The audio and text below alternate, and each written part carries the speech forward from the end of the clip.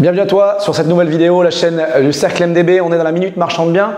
Aujourd'hui, on va parler d'un sujet qui est: est-ce qu'il est possible de faire soi-même les travaux et de réaliser, en tout cas, le projet de valorisation avec travaux en étant marchand et le faire soi-même. Alors, c'est un sujet qui arrive souvent, notamment sur des marchands de biens qui vont commencer ou qui sont potentiellement avec des compétences du style qui étaient artisans, qui ont des boîtes de seconde œuvre ou qui ont des compétences dans les travaux, de se poser la question: est-ce que je vais pouvoir les faire moi-même sur mon opération? Est-ce que ça va poser problème ou pas?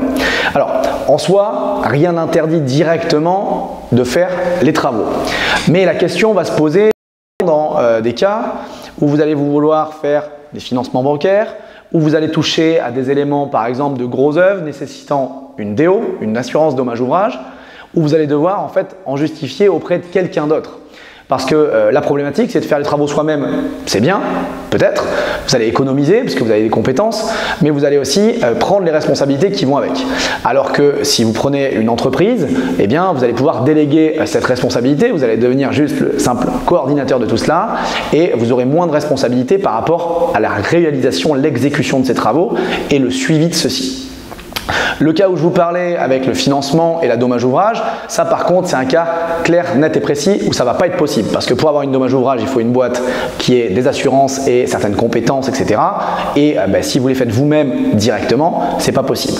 Le cas est un peu différent si vous avez à côté de votre boîte de marchand une boîte de travaux et de rénovation et vous allez vouloir utiliser cette boîte pour faire les travaux. Donc passez vraiment par cette boîte pour faire les travaux.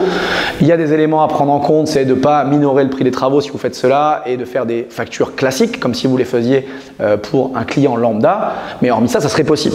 Mais si vous les faites vraiment vous-même, voilà, c'est vraiment beaucoup plus touchy.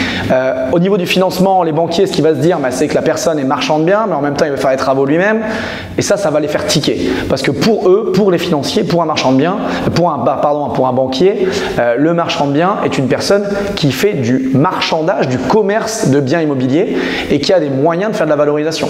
Et il n'est pas tout le temps dans ces opérations. Enfin, une dernière chose à se poser comme question, c'est: où est ma valeur ajoutée? Est-ce que ma valeur ajoutée est dans le sourcing des biens, la recherche des biens, la valorisation des biens? Ou est-ce que c'est dans aller acheter dans un magasin de bricolage les choses pour faire les travaux, les matériaux pour faire les travaux et passer 1 mois ou 2 mois à faire des travaux de rénovation? Alors peut-être que quand vous allez être au démarrage de votre activité, ça va être quelque chose qui va être pertinent, mais rapidement, je pense que votre valeur ajoutée va se situer ailleurs que dans la réalisation en elle-même des travaux et que vous allez pouvoir déléguer cette partie. Donc peut-être que des petits travaux de rénovation, changer un sol, faire quelques travaux de peinture, installer des meubles, du mobilier, une cuisine, c'est quelque chose qui est faisable.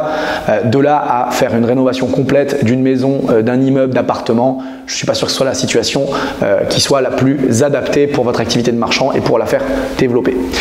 On a fini pour cette vidéo, c'était sur la possibilité de faire des travaux soi-même dans ces opérations de marchand. Donc attention aux problématiques qui peuvent se poser, financement, dommage ouvrage sur certains types de travaux, et puis pensez surtout à votre valeur ajoutée en tant que marchand de biens. C'est important de se concentrer sur des actions qui auront de l'impact. À bientôt pour une prochaine vidéo, la Minute du Marchand. N'oubliez pas de vous abonner, de mettre un j'aime et à laisser des commentaires si vous avez des questions. À très bientôt sur la chaîne du Cercle. Ciao.